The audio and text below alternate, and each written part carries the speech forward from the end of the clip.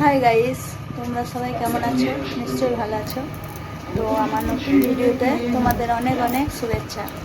তো আমার চ্যানেলটিকে এখনও যারা সাবস্ক্রাইব করোনি তারা ঝটপট চ্যানেলটিকে সাবস্ক্রাইব করে দাও ও পাশে থাকা বেল বাটনটিকে প্রেস করে রাখো, যাতে আমার ভিডিও সবার প্রথম তোমাদের কাছে পৌঁছে যায়।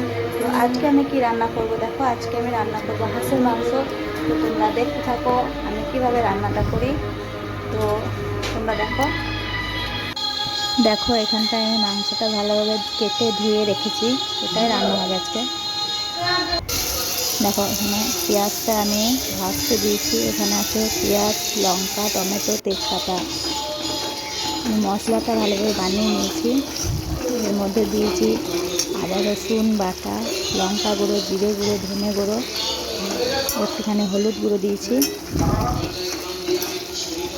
এখন ভালোভাবে মশলাটাকে কষিয়ে নেব। মশলাটা কষানো হয়ে গেছে। দেখো ভালোভাবে কষানো হয়ে গেছে মশলাটা।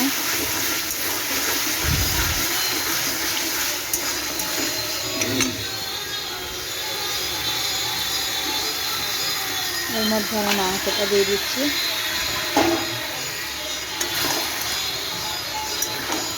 এখন মশলার মধ্যে মাংসটা ভালোভাবে মিশিয়ে নিতে হবে।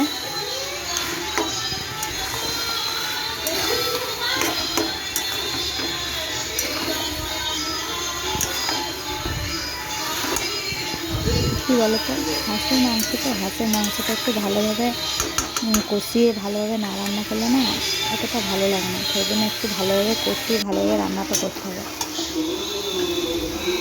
দেখো কতখানি জল বেরিয়েছে, তেলও বেরিয়েছে। এখন ভালোভাবে এটাকে ভালোভাবে কষাইতে হবে।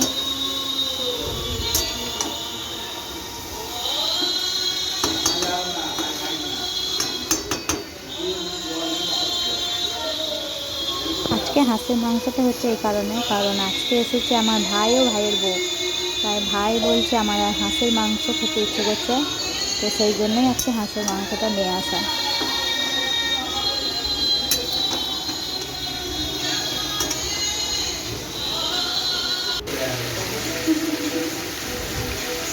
দেখো কতখানি তেল ছেড়েছে। এখানে আলুটাও ভেজে রেখেছি আমি।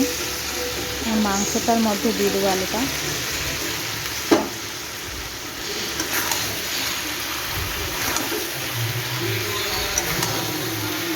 ভালোভাবে আলুটা মাংসের মধ্যে মিশিয়ে নিতে হবে।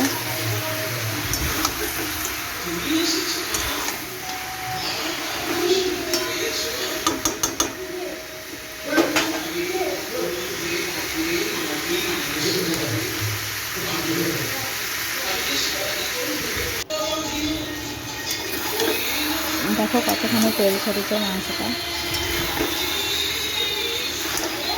কষানোটাও খুব সুন্দর হয়েছে।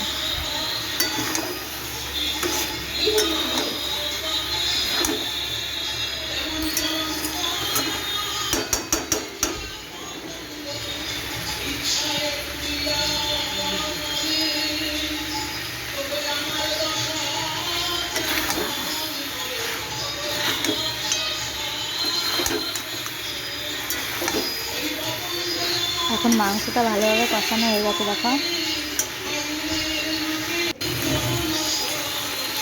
এর মধ্যে আমি জল দিয়ে দেবো, পরিমাণ মতো জল দিয়ে দিচ্ছি।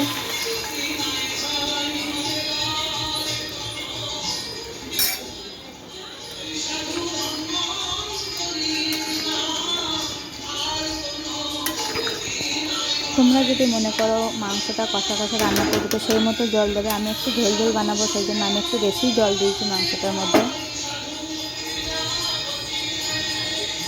কারণ হাঁসের মাংস ঝোলটাই একটু বেশি ভালো লাগে খেতে, সেই জন্য আমি একটু ঝোল ঝোল বানাবো। দেখো ওখানে আলুটা মনে হচ্ছে সিদ্ধ হয়ে গেছে।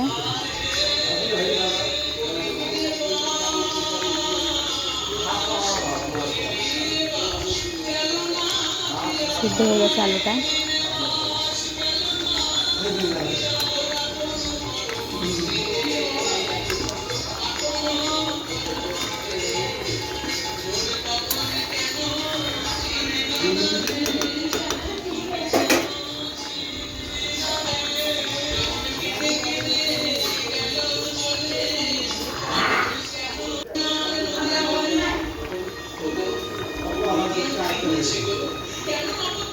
দেখো রান্নাটা আমার হয়ে গেছে একদম। এই ঝোলটুকুই থাকবে মাংসের মধ্যে, আর আমি ঝোলটা মারবো না। গ্যাসটা অফ করে দিলাম।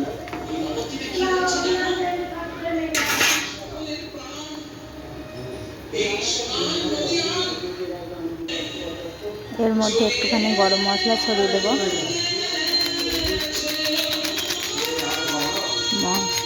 মাংসটার টেস্টটা একটু বাড়বে, সেই জন্য গরম মশলাটা দিয়ে দিচ্ছি। এখন ভালোভাবে মশলাটা মিশিয়ে নেবো মাংসের মধ্যে।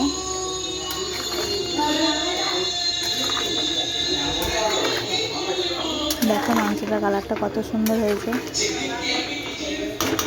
এখন পুরোপুরিভাবে রেডি মাংসটা আমার। এখন আমি একটা জায়গার মধ্যে মাংসটা ঢেলে নেব।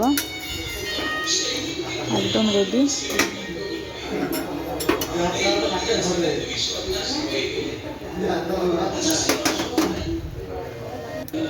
দেখো মাংসটা হয়ে গেছে আমার। এবার গরম গরম ভাতের সঙ্গে মাংসটা খাও, দেখো খুব সুন্দর লাগবে। আমার চ্যানেলটিকে যারা সাবস্ক্রাইব করেনি, জলদি আমার চ্যানেলটিকে সাবস্ক্রাইব করে